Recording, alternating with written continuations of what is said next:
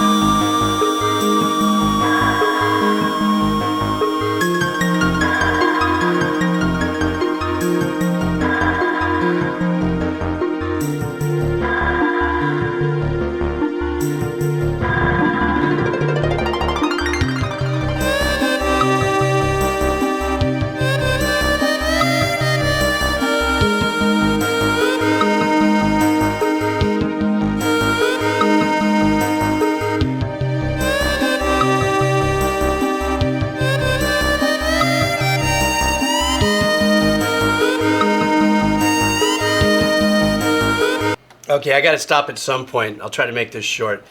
I love these sounds. Now, I did read in that same article that this had to do with the fact that at the time they were using some kind of custom sound card-ish or sound process still in the games at this point, whether it was a conscious decision to stay, keep the continuity from older Donkey Kong music all the way through, or this is where game technology was at the time. I don't know. You guys can tell me that.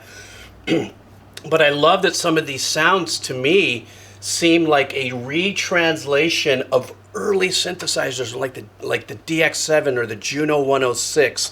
For a lot of people, I know that's not something that you would know unless you're a composer. But the choices of the sounds are so retro, but so cool in the way it was composed as well. So at the very beginning, you had what was setting up this ambience kind of vibe. Ambience a lot of times has to do more with the tailing off of what we call pads. Those things, they sound like strings, but they're synthesizer stringy pad sounds. And when you let go is how they would pad off. A lot of times you can get ambience from digital delays and reverbs, which are being used here. And at the very beginning, there was that little pattern that was being played that actually had a little bit of, at least in stereo. I don't know what it was played through back in the game days, but listening to it now has this swimminess to it. So everything has exactly what this is supposed to be, is a swimminess to it. Now as we start to get up into the arrangements and stuff, you'll see me a few times smile because you'll hear things that are like, for me, I was like, oh my gosh, that's the classic harp sound, that. And then what's holding the melody here reminds me of like a very old school, it would be called like a harmonica patch. Now, what it was called when he was writing it, I don't know. But the two other things that are happening there is that even though now we've gone into more of a slightly percussive aspect of it, you have these little sequence, which kind of reminds me of like what you might see as bubbles in the water going up, kind of a vibe. So when it comes to making this come to life, I'm assuming, I'm looking at a video hold card of him writing like a swordfish, Donkey Kong. So I'm assuming that there's some really great graphics that go along with it. Married with this kind of music, no matter what kind of music that you quote unquote like, or you know, if you're a heavy metal or if you're classical, if you're enjoying playing the game, this is one of those tracks that gets embedded inside here and loops constantly. And it's so well written. Let's continue.